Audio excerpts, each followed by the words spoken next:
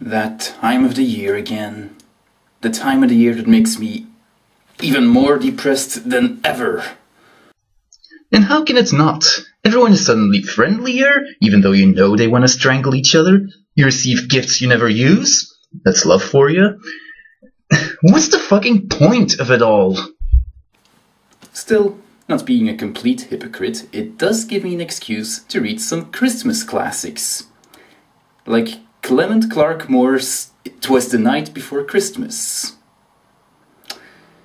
And much like every other Christmas story I've talked about before, if this wasn't Christmas related, I doubt it would even be a classic.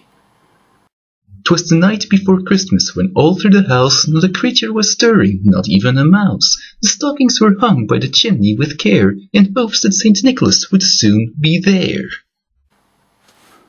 He'd be about 20 days overdue. I'm serious. Traditionally, St. Nicholas comes around at the night of the 5th of December, not Christmas Eve. So to expect him to come this late? When out on the roof there arose such a clatter, I sprang from my bed to see what was the matter. Didn't 9/11 happen some 200 years after this was written?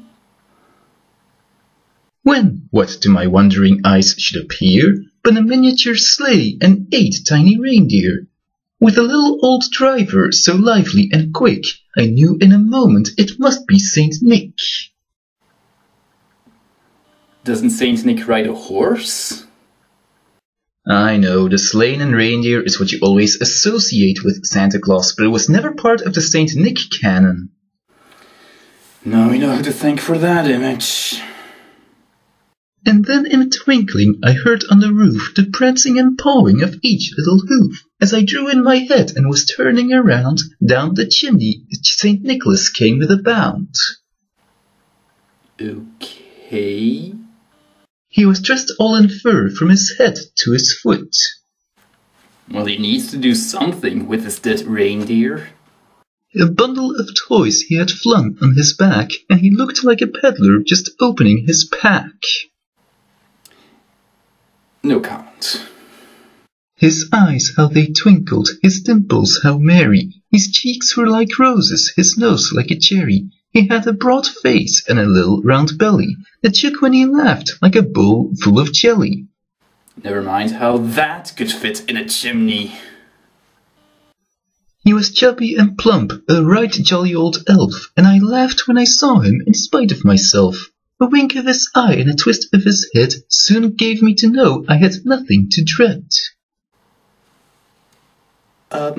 Santa Claus already has some pedophilic undertones. This bit really isn't helping.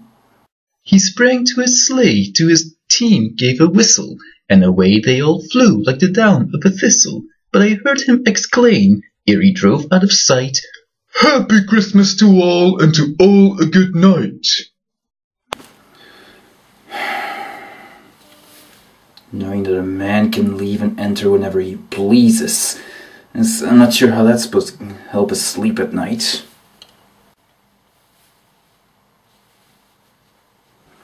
But you see what I mean? If this wasn't Christmas related, if it wasn't about Santa Claus, then the tone of this poem would be completely different. But as long as it's Christmas related, it's all okay. Talk about double standards. This was D. I'm signing off.